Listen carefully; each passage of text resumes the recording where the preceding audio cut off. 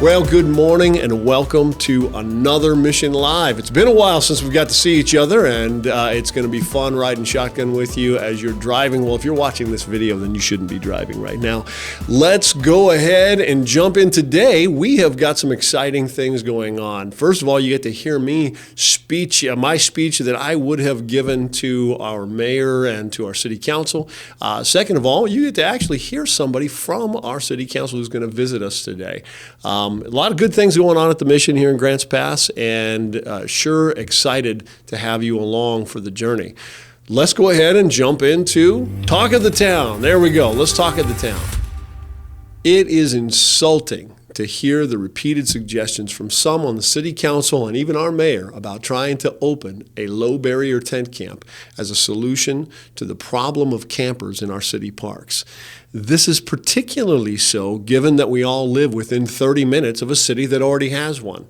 We all go to shop there and drive past what used to sensibly be called the Greenway, but now should be called a Brownway due to the annual fires caused by the homeless. Their parks, bike paths, underpasses, and freeway exits are filled with vagrants and the trash that they leave behind, and we all see it. All of this is still increasing while at least one sizable low-barrier tent camp is provided. There is no evidence that having a tent camp will reduce the number of people camping in our city parks. But we all see evidence to the contrary every time we travel to cities that have them, such as Medford, just 30 minutes south of us here. But surely making room for some of them will help the situation, you might protest. Well, to quote the city attorney from the May 7th edition of the Daily Courier, when asked about the Mission, even if it counted, there aren't enough beds to accommodate people, meaning that the number is the deciding factor.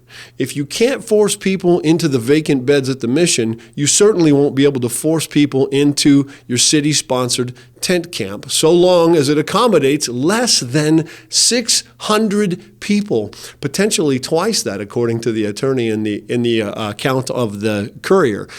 The same ties that bind the good, measurable efforts of the Gospel Rescue Mission from being counted will tie up the efforts of a low-barrier shelter tent camp as well. This judge has saddled your city with an impossible numbers game, and it would be irresponsible to give up one more piece of public land in order to not solve or even reduce the problem. Low barrier equals low safety. When you hear low barrier, you must think synonymously low safety. Say it with me. Low barrier equals low safety. Those things that they call barriers are things like enforcing sobriety, having somebody check through a person's belongings for contraband, firm codes of conduct, making court appointments, healing up for 30 days prior to looking for work, and yes, being introduced to Christian values such as you shall not commit murder. Just 2 weeks ago, a young man who was new to the Mission began to behave in a way that caused us to suspect drug use, and he confessed upon inspection that he had broken his agreement to remain sober during his stay. He therefore checked out and went to hang out at our city parks where there are low barriers. After 3 days of low barrier living, he shot and killed a man in Riverside Park while under the influence of drugs and alcohol. Low barriers equal low safety. There is no evidence that low barrier shelters are effective at measurably reducing the homeless population in a city anywhere. Even the folks from All Care spoke before the city council this year and made the case that low-barrier tent shelters are both ineffective and undesirable, despite the fact that they were offering to operate one just 1 year ago. Some of the city council were noticeably shocked by the findings of their own research.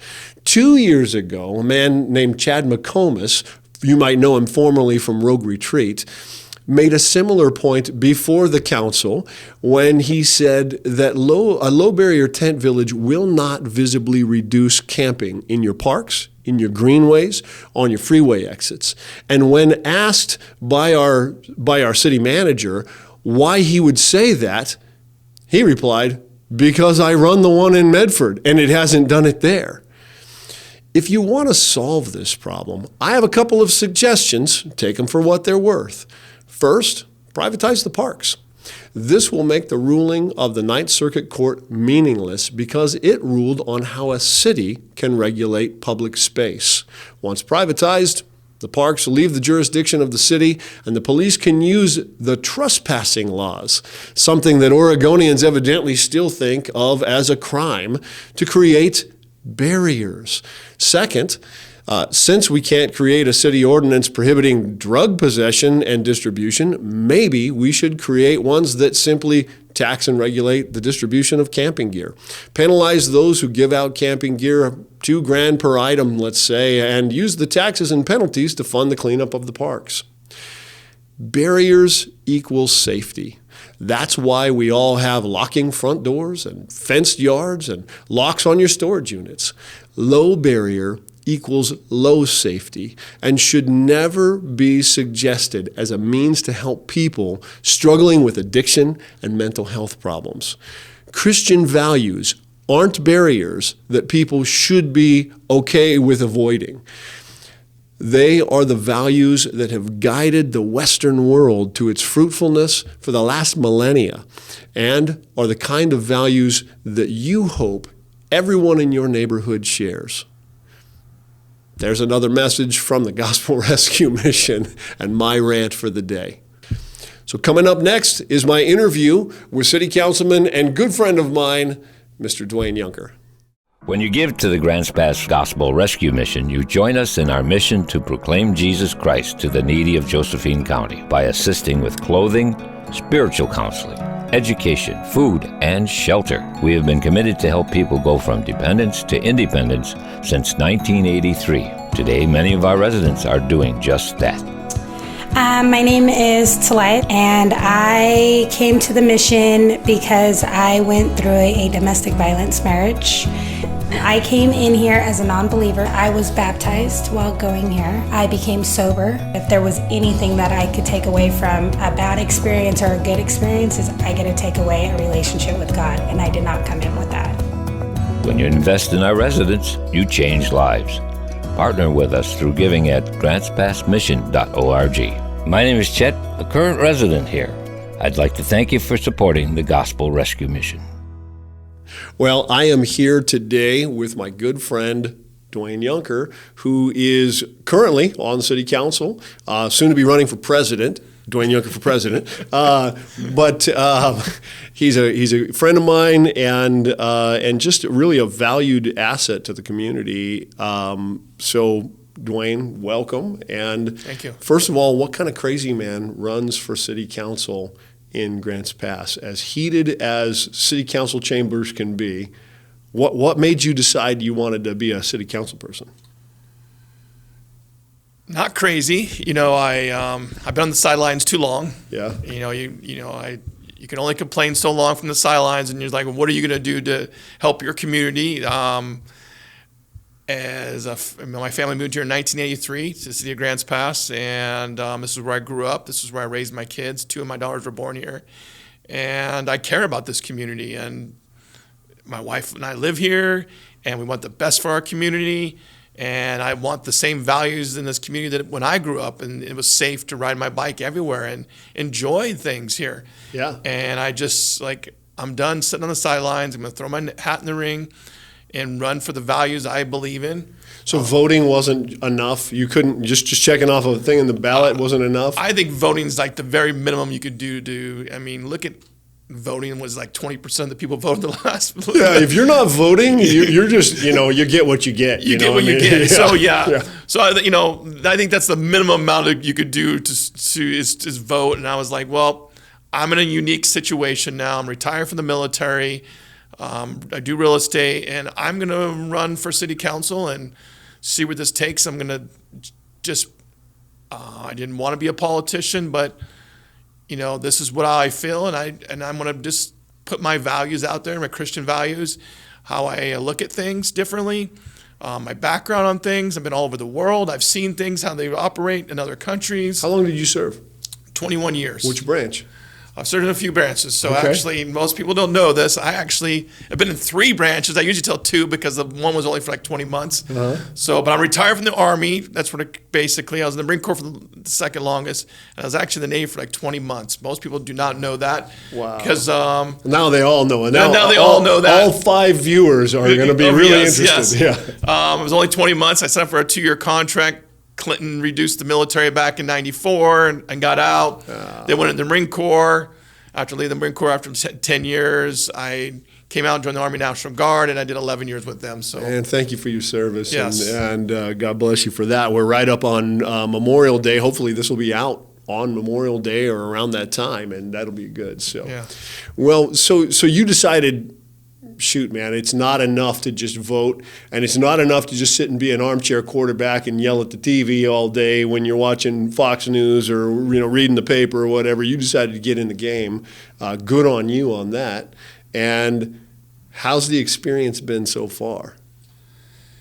it's 4.5 months. This will be we're in by 4.5 month mark. It's been a little rough. A lot of education on things, the rules and laws, and it's not what people think it is. There's you have to follow laws. So here's a thing that I always find interesting when I'm talking to people. They seem to think that like you guys are all into it for the money. How much money are you paid as a city councilor? I get zero money to do this. Right. This is free. Right. And how about the mayor? The mayor? Zero money. So when we get out and we blast these guys, or we're yelling at them, and of the things that you might yell at somebody for in a city council or whatever, don't yell at them for the money and all the financial kickbacks and everything like that. I would say this is more than that part-time job that I'm getting paid no money to do. Yeah, It's for your love of your city and your beliefs and what you want, and that's it. I am not making any money on this.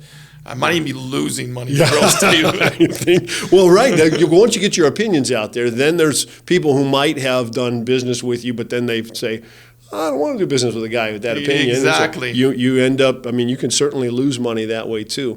Well, it's the battle in our community has been, Grants Pass has had its time of contention for as long as I've been around Grants Pass, and I've been around here for 17 years. I've been in Southern Oregon since 1978, but only been in Grants Pass for about 16, 17 years in and around here, and I work here. Obviously I'm the director of the Gospel Rescue Mission. I'm the director of the Rock Food Pantry.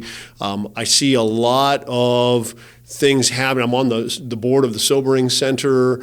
I've been on the Mental Health Court Advisory Board. I've done a lot of things where I'm trying to be plugged into the community to try and, like you, have an effect on things that I think I have a skill set to add to and everything. You're coming in and you deal with everything from zoning changes and what I didn't know was pay increases or not increases for local service providers in our community and different things. And one that is certainly near and dear to our hearts is this issue of just constant problems in the parks and this growing issue of homeless people being far more present in our public spaces, in the places where we would go to recreate, to where we can't, and we can't go there anymore. What's your findings on all this? What are we missing on all of this? Well, it didn't start yesterday. It definitely, it's been a gradual pickup, more and more. I would say it would even started, 5, 6, maybe even 10 years ago. You can go back even further. There was, homeless started gradually getting bigger. maybe 13 years ago. Gospel Rescue Mission's been in Grants Pass for 40 years this year. There was homeless people 40 years ago in Grants Pass. That was 1983. So about the time you moved here. Yep. And so there was an issue. I've been with the mission for almost 14 years now. But I got to tell you, man, it seemed like there was just this major shift right around 2019. So we just COVID hadn't quite hit yet, and everything like this, but there was some other things going on politically and in the courts and everything. What was happening then? So obviously, not only is there policy changes, there's actually a court case. The court case that we're involved in, the injunction that most people don't understand the injunction part of it, because we lost the court case. There was a group that sued the city, and we lost because we did not give someone the place to rest. Kind of the issue is, people have the right to rest their heads somewhere or take it. You can't force them not to be able to stop and rest there. That's kind of the situation. Right. So the courts told us, you have to allow, with the injunction, the city, and I wasn't on at that time, came to an agreement that they would allow them to rest in the parks. So before, I don't know, being the recipient of what I think is our community's love for the homeless, their desire to care for the homeless here at the Gospel Rescue Mission. Our mission is second to none anywhere as far as its beauty, its size, its effectiveness. The Gospel Rescue Mission in Grants Pass is amazing, and it exists because people in Grants Pass, I think, care for homeless people, want to see a change. But this injunction kind of makes it sound like we don't, that we were not caring for them because, we were mean to people who were resting on a park bench or laying down under a tree or something like that. Is that the problem we're facing? I don't think that's the problem we're facing when it comes to the homeless problem we have nowadays. I don't really think that. I think what we have right now is a drug problem, Measure 110 problem. Yeah. We have a mental health issue. Yeah. We have a society problem too. Yeah. We have a people, this urban camping kind of lifestyle, like these nomad kind of no rules kind of life. That would be more of the problem we have. We don't have the traditional homeless person that you had 40 years ago when the mission was started. It's true. We have, we legalized drugs. What a great thing that is. Well, something bad came from legalizing drugs. In the name of, we're afraid of having a bunch of people incarcerated. So we're afraid of being told that we've got more people incarcerated than anybody. Okay, so that's a bad thing. Are you sure? And there's that idea, don't remove a gate or a fence until you know what it's there for. Yes. We removed the fence, and what happened? We have an onslaught of people coming to do drugs. I've talked to law enforcement. We have people from out of the area coming here that are even out of the state to do drugs in our state because they're not held accountable for their actions. There's no teeth that we used to have. Yeah. You did drugs, you're going to go to drug court or you're going to go to jail or prison for doing drugs. Now it's here's a citation, call this number. Well, they don't have to do that. There's nothing mandatory. No mandatory, nothing holding them there. Yeah. We have mental health issues that people that are running around that are definitely need to be cared for, and monitored in some kind of capacity.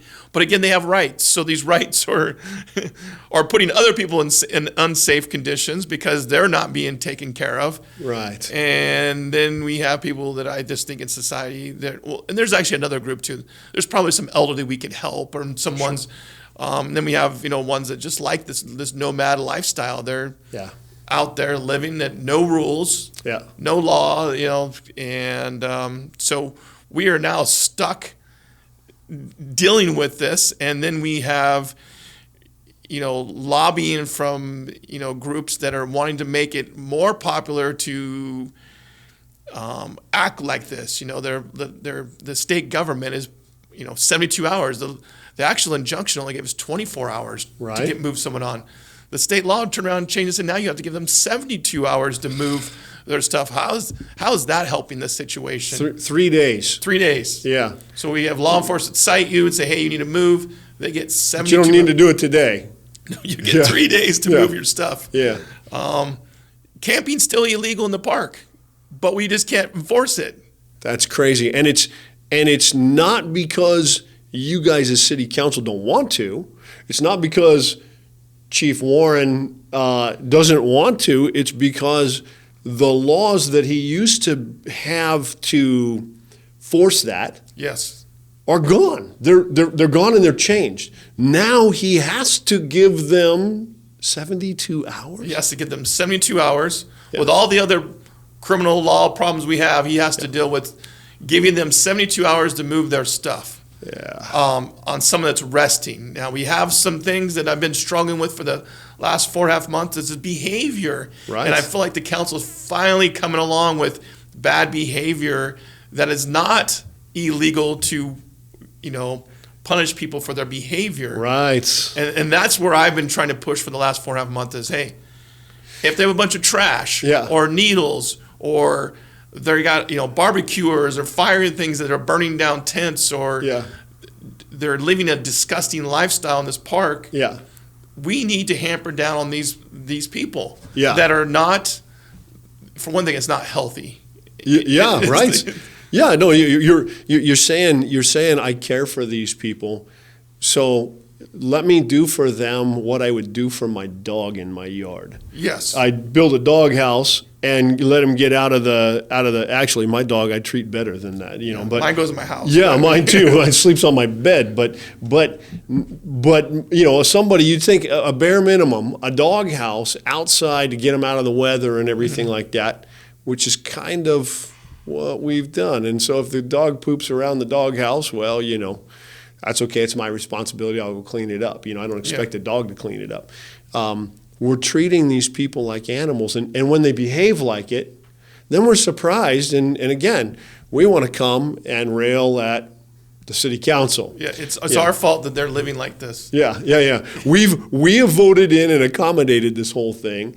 And then you guys have to fix the consequences of what we voted in as a public, because we voted, we did our thing, and we sat on the sidelines and we mailed in our vote. If you think that you've done your duty right there, is it enough? Well, apparently you don't think so. You decided I'm gonna actually get on city council. Yes. And this is the thing. So not only have you gotten on city council, but among the city councilors, you're one of the ones that checks in with me regularly. Oh yeah. How many beds do you have? What's going on down there? You've been through the facility. You walk through our program. There's I would say kind of a majority group that has been here at least once and everything like that. There's a handful, usually the ones that want to not be, they don't agree with us, even though they don't know anything about us apparently, or they've not walked through the facility, but they're sure that they don't agree with us. It's always like the people that are the atheist that's, there is no God, and I'm really mad at him, and they're going to force you there to believe. You know what I'm saying? Yeah. They think that we're going to sit down and we put people on the rack and make them believe or whatever. Yeah. Do they really? To me, it's like, do you really care about homeless then?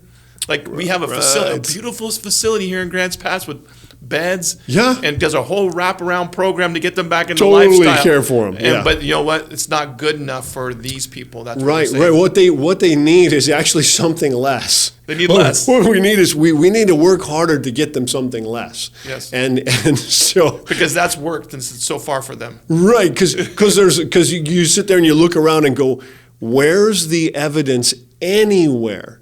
Anywhere. We're not dummies. We drive down to Medford to go to Costco or whatever. Grants Pass has it all, but when you need a few other things that Grants Pass doesn't have in the at all, we go down to Medford, we go down to, to the southern Oregon, and we look through, and we've all seen the growth on the freeway exits. We can see the stuff that used to be able to hide behind the trees that used to be there along the greenway that aren't there because it all burned down. Because of fires and were set by homeless people. I just was looking at the Greenway Recovery Project's Facebook page, and he's got like three or four fires that have happened just, that got out of control, and the fire department had to be called just in the last 24 hours. All from homeless camps, all along the Greenway. We're just sitting there, we're just watching it happen.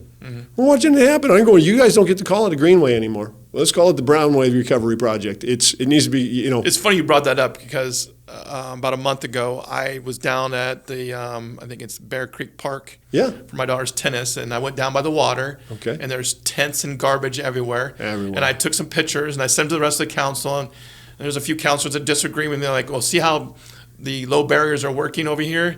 And, they get mad at me, like, well, stop spamming our email. I'm like, well, you keep trying to push low barrier, and it's not working over here. Right. Why would we spend money or do something that everybody else is doing that's not working, and they have more of a homeless problem than us? I was stunned at listening to two particular council members and the mayor almost chastise the public and any of the other council members that disagreed with them about setting up a low barrier tent camp. They were like, well, we could do this tomorrow. We could do it right across the street, and we could do it right here. And where the public has come in over and over and over again and told them no. And they still want to chastise everybody as if this is the solution. And we're all sitting there going, we're here. We're sitting in the same room with you, right? We all go to Medford. We've all enjoyed Medford. In fact, tell me what major city we all used to enjoy on the West Coast that hasn't gotten ruined by the homeless problem, that hasn't gotten ruined by low barrier stuff. I mean, we used to take my family down to San Francisco all the time. It was a city I was born in. Beautiful, place to go and great place, fun to do. I wouldn't go down there. It's a cesspool. We used to go up to Seattle for the same reasons. We used to go to Portland for the same reasons. Portland was on fire for most of 2020, and nobody feels safe. We're all sitting there watching this thing happen, and yet they're still arguing for the things that lead to that happening. They spent over $1 billion or something. They said in the state of Oregon or Portland in there. I'm like, just in the Portland area, and they grow, and they just keep growing. So if it's growing there and it's not working there, why would the city of Grants Pass want to do the same thing that's not working in other cities? And why are we continue to say, are we just trying to say we did something? I mean, that's what they want, is we did something? No, they're not working. Don't spend money. Do what works. If you want to do something, show me the evidence that it works, not the evidence that there's a need. Don't show me that. Show me the evidence that there's somebody show me that somebody is doing this thing somewhere else and it's working. It's changing and lives. Do that. It's changing it. And then follow that. Maybe the Gospel Rescue Mission. Say, I don't know. With a 40-year track record of changing people's lives and then getting them back in society and make them successful. Exactly. You know who's been doing it longer, who's been helping people out of homelessness and drug addiction and alcohol addiction and mental health issues longer in Southern Oregon than the Grants Pass Gospel Rescue Mission? The Medford Gospel Rescue Mission. It's just other gospel rescue missions. The only people that have been doing this longer is other gospel rescue missions. We've been at this for as long as anybody in Grants Pass, and the fact is that we're always invited to the meeting that we're not speaking at. That we're always there. We're always invited to a meeting where we're expected to listen to somebody else lecture about how to solve the problem. who just started within the last year or two. Some group that just came together. Yeah, I've been listening to a city councilman who's been on city council for 2 years. Yeah. Great. You and the mayor add up your time combined. You haven't been working at this as long as I've been working at it, in Grants Pass effectively. Yes. So it's like, why are we doing this? Well, look, man, I mean, it's we love Grants Pass. We love the people of Grants Pass. I love people who when they find themselves in a broken spot and want to find their way out, I love to help them out. I mean, that's we want to see that. And so I feel for those who have a heart to help people out of homelessness, to get out of homelessness and everything, and that's what we want to do. I mean, what's the stuff that people can't see, man? I mean, are you seeing stuff out there? You're going down to the parks. I've been down to the parks. I picked up trash down the parks. I picked up needles. I've been scrutinized because I've said things about nonprofits that are, I feel, causing problems. I mean, there's good ones down there. Obviously, you're a nonprofit too, but. Well, and I'm not going down there. But you're not going down there. I walk down and tell them, come to the mission. They tell me to kiss off and go, okay. Yeah, but but we don't give out stuff down there. You don't give out free stuff. You're not giving out tents and that. Yeah. You're not giving out propane tanks and needles. No. I mean, I don't understand the needle thing. How does needles all over our park are changing lives? I don't see that. You might be giving them a clean needle to do their drugs, but they don't get hepatitis, so they're not going to die from hepatitis, but they're still going to die. Yes, they're a slow death. You're just helping with enabling their slow death. Right. I understand your mission with it, but you're still enabling people to continue a lifestyle it's horrible lifestyle. I wouldn't do that to my family member. Enable them to continue to use drugs. Right. You're continuing to enable this lifestyle that a lot of them are using out there, that are living in tents and getting free stuff to enable their life. They're never going to hit rock bottom if we continue. It's like a drug addict. If you know anything about drugs, if you are if you're enabling by what would you say? You're providing all the needs that they're using their money for. Yep. You're taking care of those problems for them. And that's what we're doing. We're taking care of all the problems that now the money that they do have, they can use for drugs. Right. They can use for other things. Yeah. You're taking care. There's no longer they have problems because people are coming in and taking care of these problems for them. Right. And that's not all the people there, but when it comes to drugs or things like that, you're definitely helping those people out. Yeah. Elderly, I have a whole different view on elderly people that need help. Yeah. Mental health, I think our mental health laws need to be revamped and looked at. Yeah. They're not helping the people that have mental health issues. Yeah. There's a need there. There's definitely a need there, but I would say that the problem we're having is not the elderly person that's living in their car. Oh, you have the elderly person living in their car, or the person who's mentally disabled in some way. They both get some kind of Social Security, help and everything like that, and we go, okay, well, there you go, and they go sleep in the park, where they get victimized, where they get robbed and things taken from them, where they get things stolen from them over and over and over again, which leaves them where? It leaves them right there. They get, so they get their Social Security, they get their $900 a month in Social Security. That's not even hardly enough to live in your car. No. And everything's more expensive if you're trying to eat out of your car. Yes. I mean, you're eating all pre-prepared food and everything like that, which is like the worst kind of food you can be eating. You're eating fast food and everything like that, which means your health is going to decline. So you're just sitting there. It's just all you're getting paid for is a slow, agonizing death in a car. Yeah. And so you're watching this and going, man, how do we fix their problem? Well, I got to tell you, I mean, there's yourself, myself, and there's a group of people afoot that are trying to work on, how do we solve those problems? And I think that we can solve those problems. I think the Gospel Rescue Mission can play a role in some of that. But those are the people that are not causing the problem. No, exactly. They're being victimized. You still have to deal with the people that are the real problem. They're the ones that can leave homelessness behind but refuse to do it. Yeah. Yeah. The elderly is not the machete welding person down there, or the knife or the gun person. That's not the person we're talking about. We're talking about the bad behavior of people that they don't care about others. They want to live this lifestyle. They throw trash around other blame. Those are the people we're talking about that are causing these problems. And we're never going to solve homelessness. It's never going to be gone. No. Yeah. If it was solvable, it would be gone by now. The first person that tells me that their goal is to end homelessness tells me they don't understand homelessness, and they don't understand human beings. No. I mean, the one thing that the Christian worldview has right, and that it's something that's consistent with everything that we see and our observations around us, is the sinful nature of humanity. So we look and we go, man has this sinful nature that causes him to not even be trustworthy to himself at times. I mean, that he's got motives behind his motives, and he's got things going on that cause him to want to do destructive things, to want to do things that are not helpful and not good.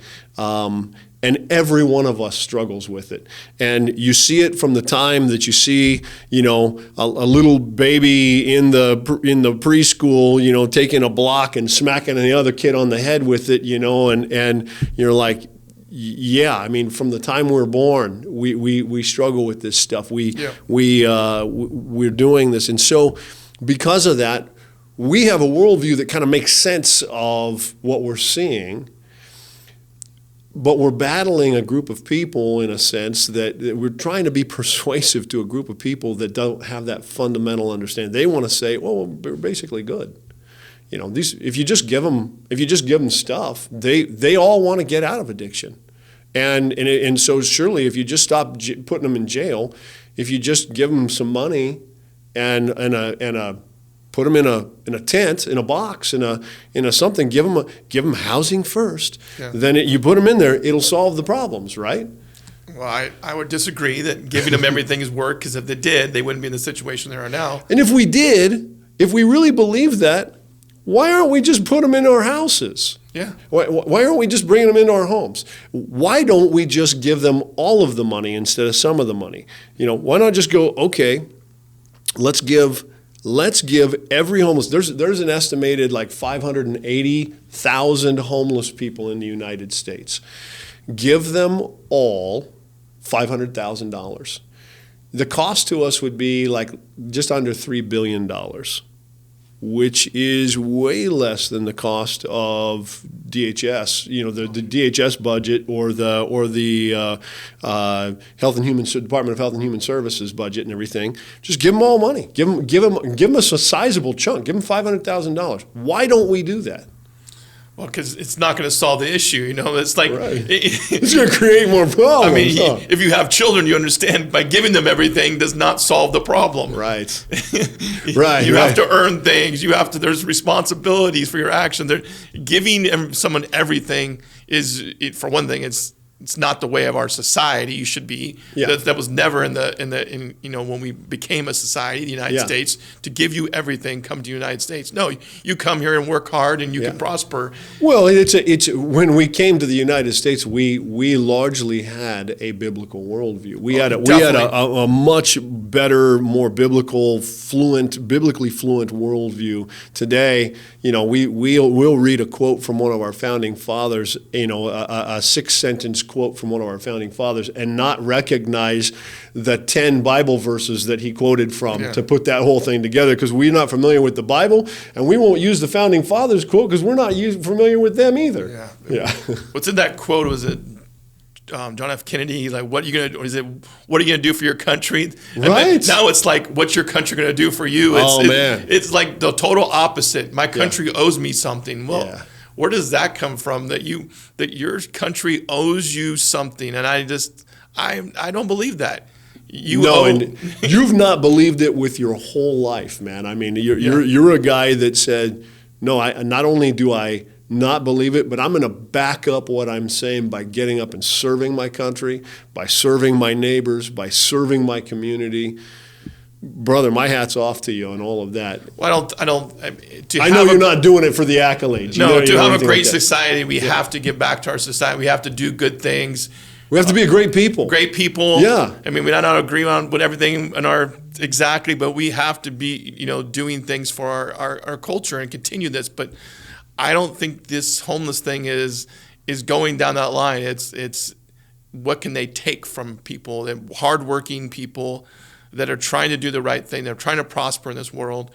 And again, going back to is, we do have a setup. We have a shelter, a homeless shelter here for the mission. Yeah. That takes in people that are on hard times or maybe had a fire or something disastrous. Sure. They could come here and get the help and get them back on feet. I've seen your videos of people buying houses and the two ladies that bought a house together. Yeah. And I was amazed by those things. Like, this is what we should be pushing people to be successful, get them back in society. That lady was living in her car. Yeah. She, for a long time. Living in her car. Yeah. And now she owns a home. Yeah. What better thing in life to own your own home? She owns a home right here in Grants Pass. She and her roommate work their butts off. They're hardworking girls. They buy their groceries here. They buy their gas for their vehicles here. They are contributing to the citizenry of Grants Pass. They are a part of, and they're working hard. Why in the world should they have to pay for people who have no interest in doing that? Why should they pay for the folks who are in the city parks? Or why should they pay for another piece of property where tents can be set up? They worked hard for it. You telling me that wouldn't have been a temptation for them? Oh, there's a spot where I can go get riverside frontage. They're not only working hard now, they worked hard to get themselves out of homelessness. Oh, man. So what they did... These girls worked hard. They worked hard, because it is hard to get out of homelessness. It is. But they worked hard, Yep. and they're now being rewarded for their hard work. That's right. Just like you and me and everybody else that's watching this video right now probably is we work hard we've taken responsibility for the lives that are underneath us, the people that we have relationship with, our community and everything like that. And what happens is power and authority flow to people who take responsibility. It's just it's a law of nature, and so this is the way it works. I think that the one thing that some people will say to you, well, you were given this. I'm like, no, I grew up on a single wide metal trailer in this town. I was on free reduced lunch growing up. Yep. Me too, by the way. Me too, by the way. I was in Shady Cove, but and I'm adopted by my dad. I call my dad just to get a little more into it. And my mom was on welfare until I was 5 or 6 years old. Okay. Until she met the dad that adopted me.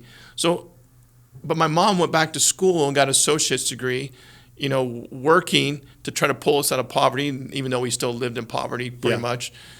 But we're working, you know what I'm saying? Yeah. She did that while she was working, huh? Yes. Yeah. I should make excuses because I had a bad childhood with being poor. Right. No, I'm not going to make those excuses. I'm going to, get out there and work. I've been, 8 days after high school, I was off in the military working. Yeah. And I've been working. And I Ever still work since. today. I get up every morning. Yeah. Sometimes I'm working 2 or 3 jobs, Yeah.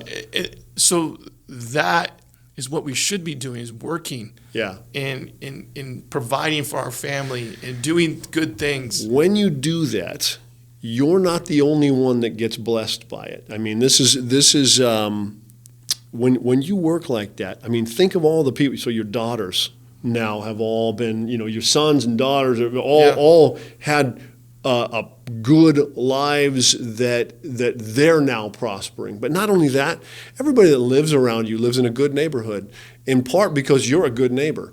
Everybody that when you go to a restaurant and you go out and you take your family out to a restaurant, the people that own that restaurant are blessed because you're doing well. Yes. You're doing well, so they get to serve you and your family and everything. This is the way it works.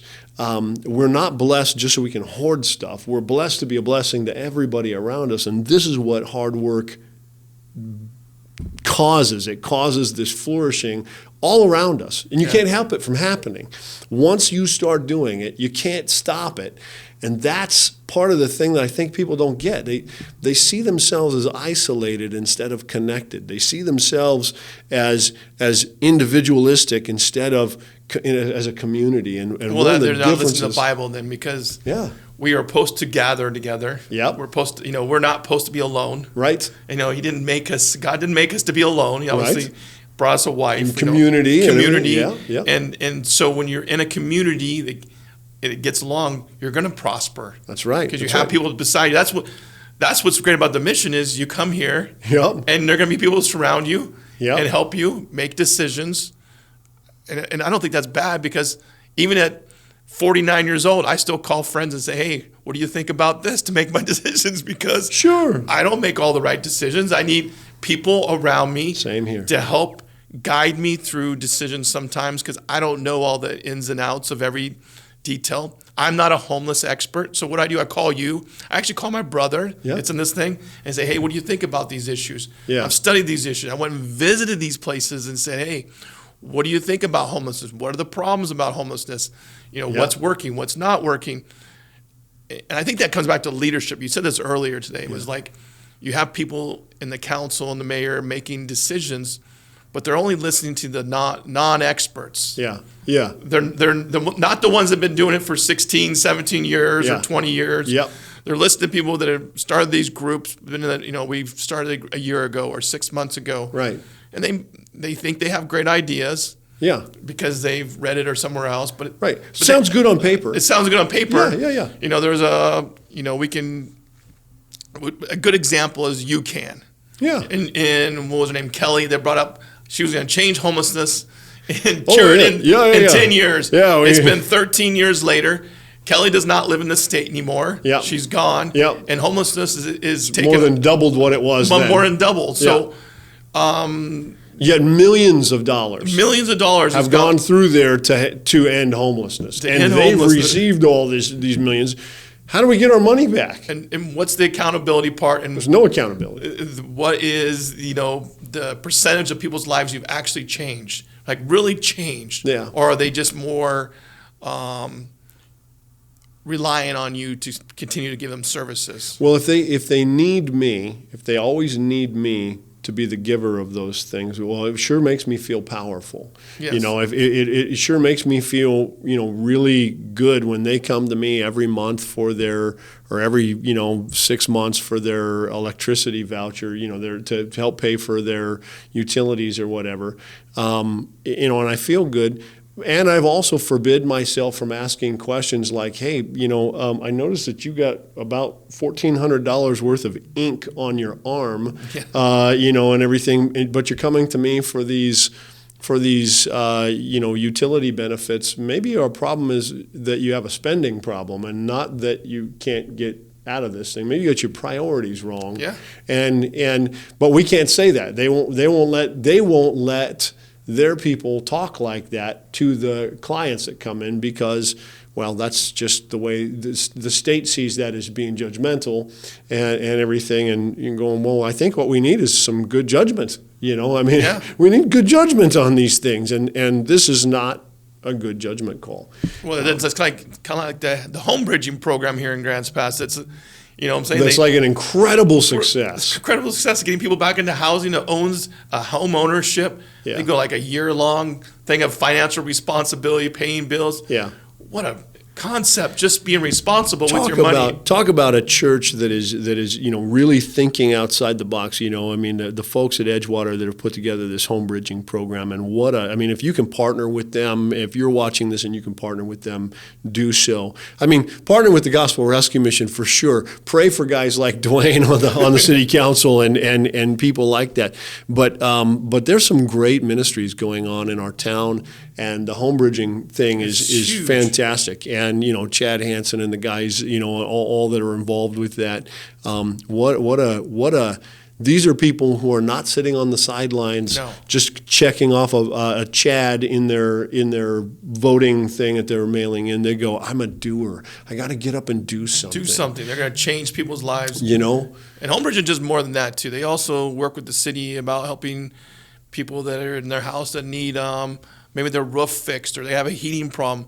These are groups that you should be getting behind, that are changing people's lives and helping people to stay in their home or not be in, because those people are not, I mean, they're going to end up in the street if they don't get these things fixed. Right. But they're not getting handouts. Right. They're changing people's lives for the better.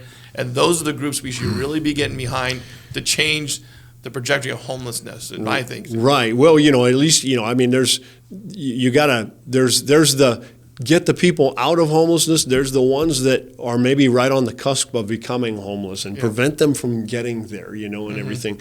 But it requires a whole bunch of kind of wraparound services, a bunch of things that need to happen. And this is exactly what groups like the home bridging projects and stuff are doing. That's exactly what the Gospel Rescue Mission's doing. That's exactly what our city sobering center is trying to do. That's what you know, all these different, you know, organizations are trying to do in some way or shape to try and get in and make this difference and make it powerfully for our community.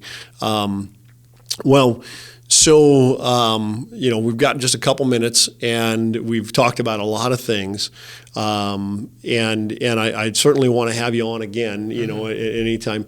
If there's something that, you know, you just like to go, I mean, I know what it's like at a city council meeting. I've gone to many of them, and it just gets this long conversation where you're hearing just lots of people talk, and you get no opportunity to respond.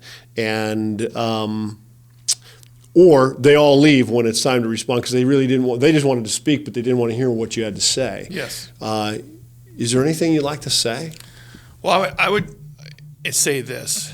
I would encourage the citizens that are coming to these meetings and complaining to do a little research, to go to the Grants Pass website, learn about the lawsuit. Yep. The city website. It's the Blake versus City of Grants Pass. You Yeah. can look it up. It's And the Boise one. There's yeah. another one in There's Boise. another one in Boise. That was Martin versus the City of Boise. Yep. And those, if you learn about those two, you can look them up online. They're super easy. Google search, Yep. and you can find them. You can read the whole thing. It's not super legalese, so they're not hard to read. And pretty quick, you could educate yourself. Yeah. Go ahead. And then the injunction. The injunction is like the separate piece. That was the agreement. So if we break the injunction, we're going to be liable for millions of dollars probably to pay these people because Right. we're being mean to the homeless. That's kind of where it's been at. Right. We didn't provide. And I would say this, we would never be able to build enough shelters to deal with all these people because you cannot force someone into a shelter. Right. And if they have a special need, you couldn't, if that shelter doesn't provide that, you cannot force them into those things. These are things that we as a council have to sit here and listen to our lawyer talk about. Yeah. Also, I would encourage everyone to tell the council to vote for these bad behavior ordinances that we're about to sit on the 21st. Right. We need to pass every single one of them. Good. They're not going out and going after homeless people.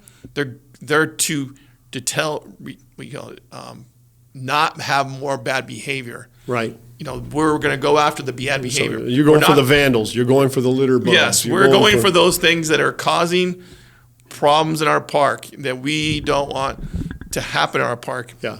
And then if people want help, there is help sitting right here. You and I are in this building. Yeah. There's, you know, and I usually ask you, I think the average is there's 90 beds available between men and women and children daily. Until this mission's full, I will be continue to say that at every council meeting. That's why I text you. There's beds available. So don't tell me there's no place. There's no place to go. Yeah. There's a place right here. Yeah. And if you haven't been here, come look at it. It's beautiful. Right. And when you come, I want you to look for things like find the moat in the alligator swamp that you got to go through, and the flamethrowers and the gun turrets and everything like that. All the barriers that you have to get through to get in. And once you've made it through that gauntlet to get in and everything like that, I want you to ask yourself this question. In fact, do better. Ask some of the residents. Ask them this thing. Do you feel safe here? Do you feel safe inside here? Is it safer in here or out there? Yeah. And ask them this. I live in this community. Is my community safer because this place is here and because you're inside here, or would it be safer for if we had everybody outside outside of this thing?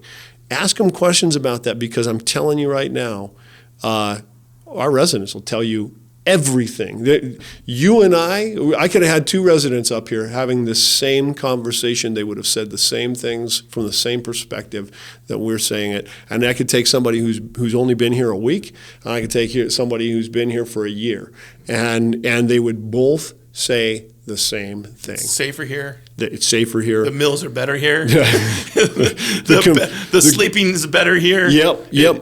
Everything is better here than sleeping in a tent in our park. Yep. This beats the mud or the dirt or the smoke or the you get or the the shower, heat. you get medical, you get everything you need. Whatever you need is here. And we keep talking about navigation centers. Every place that I know that serves the homeless, whether it's the Mission or U-Turn for Christ or the Foundry Village or even our sobering center. All of them function like navigation centers. Yes. Every single one of them. You need a ID. We'll make sure, one of us will make sure wherever you came to first, we're going to make sure you get your ID. You need to go see a doctor. We're going to make sure you go see a doctor, and we'll make sure you get OHP if you don't already have it, which most of them don't still. Which is amazing. How do you not have OHP? It's crazy. You need SNAP benefits. We'll get you SNAP benefits. You need a new pair of shoes. Piece of cake, man. We'll get you shoes. If we have to go down to Fred Meyer and buy them, we'll buy them for you. Mm-hmm. Whatever it takes, we're going to get you what you need to where by the time you leave here, you're going to be in much better shape than you were when you came here. And ideally, if you really work it hard, you're going to leave here with a sustainable income and a home, a place that you can call home. It might be an apartment of your own. It might be a house that you're rooming up with some other people on. It might be that you go in and buy a house. It might just be that your family suddenly sees that you're doing all the things that they wanted you to do all along. Yep. And they're going to welcome you back into their circle of friends, and back into that community, because suddenly you're staying sober and you're doing the things that you ought to be doing. That's the kind of thing that comes from a stay at a gospel rescue mission.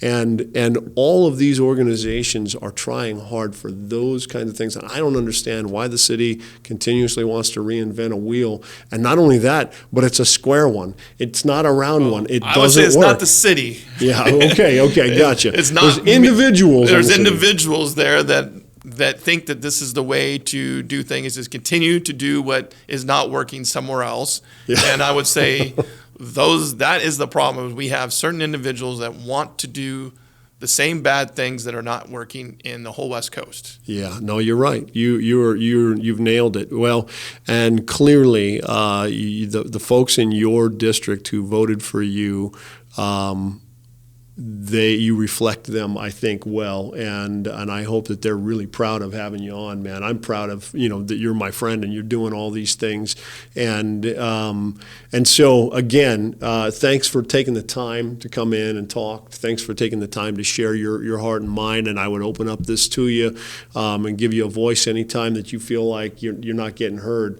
Again, there's only 4 people that are going to hear this, in all of social media or whatever. But all 4 of them will, one of them will be angry at us. But probably there'll be one person. Yeah. But the other 3 will listen and be, enjoying it. So again, thanks for your time, brother. I sure appreciate you, and I appreciate you folks for just giving us a listen. So you can find out more about us, grantspassmission.org. Check us out. Find out more about what we do as a gospel rescue mission. Thank you for taking the time to listen, and get up off the couch and get involved. Let's change the world, because it belongs to the Lord. Jesus is Lord of Grants Pass. He's Lord of Oregon. He is Lord of the United States, because he is the Lord of all. And let's celebrate him as that, okay? God bless. Have a great day.